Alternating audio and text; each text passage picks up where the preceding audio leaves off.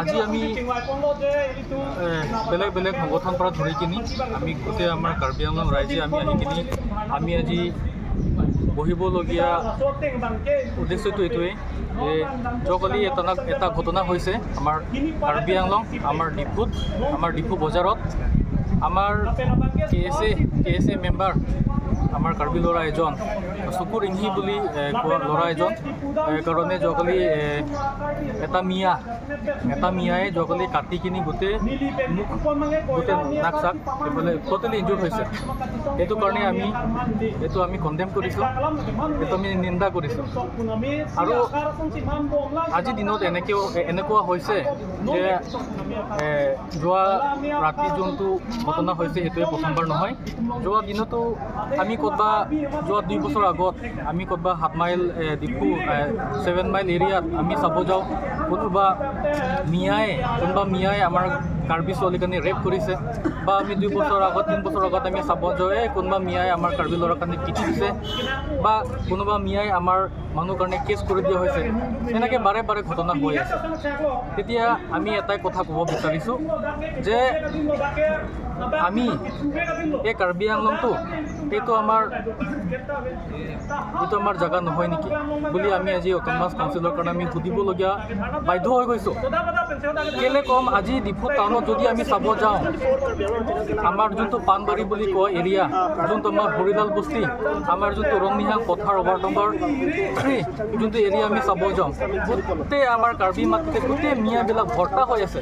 কোনোবা লিচৰ নামত কোনোবা মাটি কিনি আছে, কোনোবা ফ্লাড কণ্ট্ৰলৰ মাটি দখল কৰি কিনি আছে তাহাঁতে। সেইবিলাক আমাৰ কাউন্সিলৰ পৰা একদম চোৱা হোৱা নাই। তেতিয়া আমি অসম চৰকাৰ কাৰণে আমি এটাই কথা ক'ব আমি যাওঁ যে সেইবিলাক ইলিগেল কিমান নতুন ছেটেলাৰ্ছবিলাক আহিছে, সেইবিলাক আজি আমি কি কৰিব পাৰিলোঁ সেইটো আমি সুধিব যাওঁ। আজি আপুনি চাব যাওক গোটেই আমাৰ ডিফু টাউন এৰিয়াত যিমানটা ষ্ট্ৰীট লাইট আছে, গোটেই যিমান ষ্ট্ৰীট লাইট আছে এটাও বেটাৰী নাই, গোটেই চুৰ কৰা হৈছে। আমাৰ যোনটো ফ্লাইঅভাৰ যোনটো আমাৰ এতিয়া নতুন কনষ্ট্ৰাকশ্যন হৈছে, ইয়াত গোটেই ৰথ সোপা মিয়াকেইটাই চুৰ কৰি কিনি ধ্বংস কৰি দিছে। আৰু আমি চাব যাওঁ আজি গোটেই ড্ৰাগছ পৰা ধৰি কিনি গোটেই গাঞ্জা চুৰি ডকাইত মাৰ্ডাৰ কৰে গোটেই মিয়াকেইটাই আমাৰ জেগাটো একদম বৰবাদ কৰি দিছে। সেইটো কাৰণে কি আমি এতিয়া চাই থাকোঁ নেকি যে আমাৰ কাৰ্বি আংলং অট'নমাছ কাউন্সিলৰ পৰা চাই থাকিব নেকি বুলি মই এতিয়া সুধিবলগীয়া বাধ্য হৈ গ'লোঁ। আজিৰ দিনত আমি খিলঞ্জীয়াবিলাক আমি ইয়াত লোকেল আমাৰ মাতৃভূমিত আমি থাকিবলগীয়া জেগা নাই বুলি আমি ক'বলগীয়া আমি বাধ্য হৈ গ'লোঁ। আজিৰ দিনত যিমান ডাঙৰ কনষ্ট্ৰাকশ্যন হৈ আছে, ক'ৰবাৰ পৰা কলকাতাৰ পৰা অহা, ক'ৰবাৰ নগাঁৱৰ পৰা অহা মিয়াবিলাকে ইয়াতে গোটেই বহি কিনি গোটেই আমাৰ ফৰেষ্ট ডিপাৰ্টমেণ্টৰ পৰা মাটি ধৰি কিনি গোটেই ফ্লাড কণ্ট্ৰল মাটি তেওঁলোকে দখল কৰি কিনি বহি আছে। তেতিয়া আমাৰ কাৰ্বি আংলং অট'নমাছ কাউন্সিল ক'ত গ'ল আজিৰ দিনত? আমাৰ আছাম চৰকাৰ ক'ত গ'ল আজিৰ দিনত? তেওঁলোকে কেলৈ এতিয়ালৈকেও এভিকশ্যন কৰা নাই? তেওঁলোকে কেলৈ মাত দিয়া নাই? আজিৰ দিনত আমি চাব যাওঁ গোটেই মাৰ্কেটটো, গোটেই মাছৰ বজাৰৰ পৰা ধৰি কিনি গোটেই মুৰ্গী ক'ব যাওঁ বা বেলেগ গোটেই তেওঁলোকে চিণ্ডিকেট কৰি কিনি বহি আছে। গোটেই বজাৰটো খালী মিয়াবিলাকে কেলৈ ৰাজত্ব কৰিব নেকি? কি আমি লোকেল মানুহবিলাক আমি খিলঞ্জীয়াবিলাক আমি কি বিজনেছ কৰিব আমাৰ অধিকাৰ নাই নেকি? সেইটো আমি সুধিবলগীয়া আজি আমি বাধ্য হৈ গ'লোঁ।